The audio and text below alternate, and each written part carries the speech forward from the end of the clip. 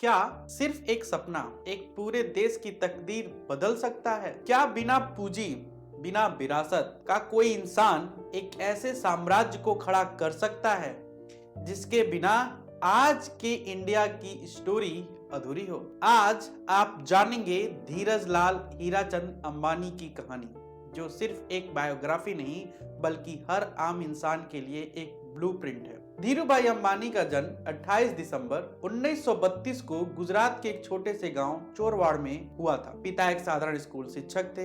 पैसों की हमेशा कमी थी। बचपन में ही धीरूभाई भजिए और पकौड़े बेचते थे, लेकिन उनकी आंखों में हमेशा कुछ बड़ा करने का सपना था। यदि आप गरीबी में जन्म लेते हैं तो ये आपकी गलती नहीं, लेकिन अगर आप गरीबी में ही मर जाते हैं तो जिम्मेदारी आपकी है। ये लाइन सिर्फ शब्द नहीं थे, धीरूभाई की जिंदगी का नियम था। जब दूसरे बच्चे खेलते थे, धीरूभाई बाजार को देखते थे, लोगों को पढ़ते थे और सपने बुनते थे। सिर्फ 17 साल की उम्र में 300 रुपया लेकर धीरूभाई भारत छोड़कर एडन यानी कि अमन चले गए, जहां पे उन्होंने एक पेट्रोल पंप पर पेट्रोल भरने वाले का काम शुरू किया। फिर ए बेस एंड कंपनी में कलर की नौकरी की, लेकिन वो नौकरी नहीं कर रहे थे, वो दुनिया सीख रहे थे। तेल की दुनिया कैसे चलती है, पैसा कैसे ताकत बनता है और बिजनेस कैसे खोला जाता है, ये सारे सपने देख रहे थे। उनका कहना था असली एंटरप्रेन्योरशिप रिस्क लेने से आती है, और यही धीरूभाई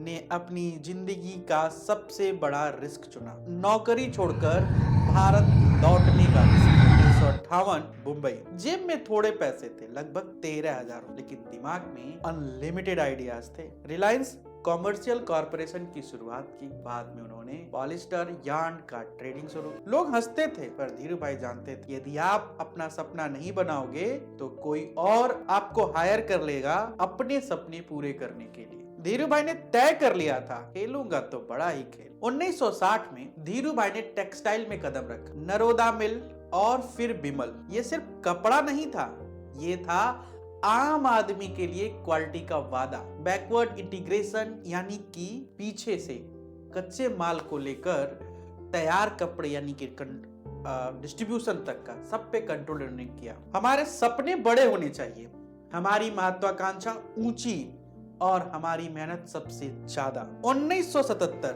बैंकों ने धीरूभाई अंबानी यानी कि रिलायंस को पैसे देने से मना कर दिया। धीरूभाई ने सिस्टम ही बदल दिया, रिलायंस का आईपीओ लाकर। और यह ऐसा पहली बार था कि भारत का एक आम आदमी किसी बड़े बिजनेस का मालिक बना। उन्होंने कहा 10 रुपया दो और बिजनेस का मालिक बनो।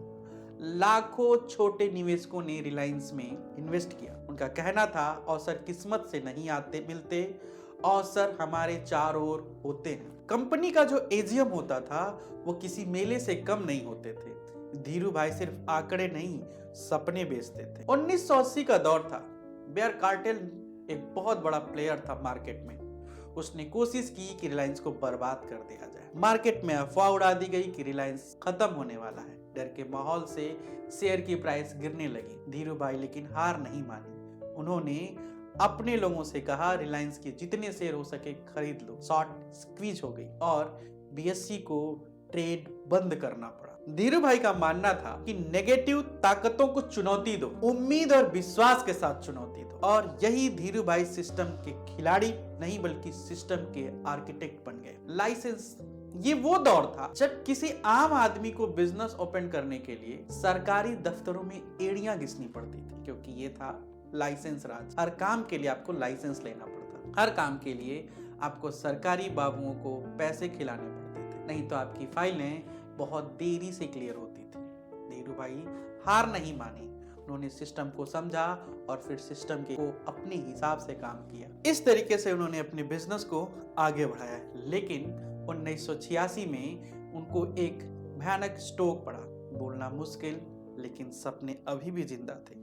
वो व्हील चेयर पे बैठ के मीटिंग करते थे और दिल में और आंखों में उनके जज्बात अभी भी बड़े और काफी बड़े सपने सजोए हुए। अगर हम बात करें तो रिलायंस सिर्फ एक कंपनी नहीं, एक विरासत है। टेक्सटाइल से लेके पेट्रोकेमिकल तक, पावर से लेके रिटेल तक, टेलीकॉम, रिलायंस एक कंपनी नहीं, इकोसिस्टम है। उनका कहना था मेरे अतीत, मेरे वर्तमान और मेरे भविष्य को जोड़ता है वो रिश्ता और भरोसा।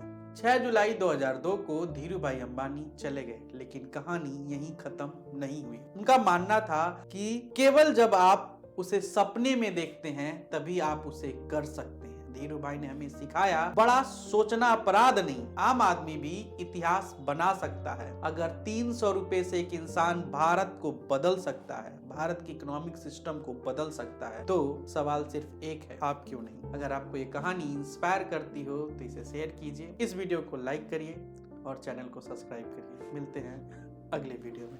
नमस्कार।